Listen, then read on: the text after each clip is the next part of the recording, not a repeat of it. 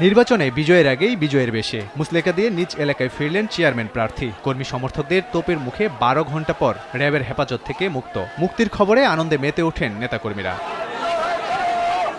নিজ নির্বাচনী এলাকা থেকে প্রায় ২৩ লাখ টাকা সহ র্যাবের হাতে আটক হন সুজানগর উপজেলা পরিষদের চেয়ারম্যান প্রার্থী শাহিনুজ্জামান শাহিন। নিয়মিত টহলের অংশ হিসেবে সন্দেহজনকভাবে র্যাবের সদস্যরা তার গাড়ি তল্লাশি করে বিপুল পরিমাণ টাকা পেলে জিজ্ঞাসাবাদের জন্য র্যাব ক্যাম্পে নেওয়া হয়। এ সময় সহযোগী ১০ জনকেও আটক করা হয়। এদিকে আটকের খবর ছড়িয়ে পড়লে কর্মী সমর্থকদের মধ্যেই শুরু হয় উত্তেজনা। এক পর্যায়ে বিক্ষোভ মিছিল নিয়ে থানা ঘেরাও করেন বিক্ষুব্ধরা। ইট দিয়ে সড়ক আটকে আন্দোলন করেন তারা। এমনকি সোমবার রাতভর সেখানে অবস্থান নেন। মঙ্গলবার সকাল থেকে পরিস্থিতি আরও বেগতিক হয়। জিজ্ঞাসাবাদে নির্বাচনী আচরণবিধি লঙ্ঘনের কোনো কিছু না পাওয়ায় মুচলেকা দিয়ে ছেড়ে দেওয়া হয় তাদের।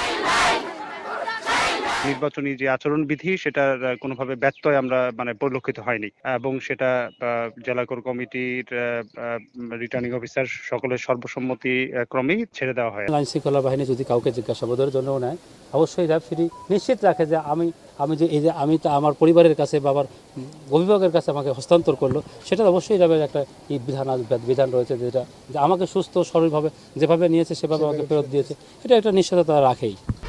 1, 2, 3 ঢাকায় জমি জিতে নিন 100% ক্যাশব্যাক সহ 20 কোটি টাকার পুরস্কার। তবে জব্দ করা হয়েছে টাকা। অর্থ উৎসের বিষয়ে তদন্ত করা হবে বলে জানায় পুলিশ। কর্মী সমর্থকদের দাবি, রাজনৈতিক ষড়যন্ত্রের শিকার হয়েছেন চেয়ারম্যান প্রার্থী শাহিনুজ্জামান শাহিন। ওনার এগেইনস্টে ষড়যন্ত্র করে ফাঁসানোর চেষ্টা করেছিল। ষড়যন্ত্র শিকার হয়েছে আমার নেতা শাহিনুজ্জামান শাহিন। বিরোধী দলের যে একটা গ্রুপ আছে, এরাও এদের গুণান্বিত হয়ে এদের উপরে আকৃষ্ট হয়ে গেছে। উপজেলা পরিষদের ভোটযুদ্ধে আনারস প্রতীকের শাহিনুজ্জামান শাহিনের সঙ্গে লড়বেন একমাত্র প্রতিদ্বন্দ্বী উপজেলা আওয়ামী লীগের সভাপতি আব্দুল ওহাব। সময় সংবাদ, পাবনা।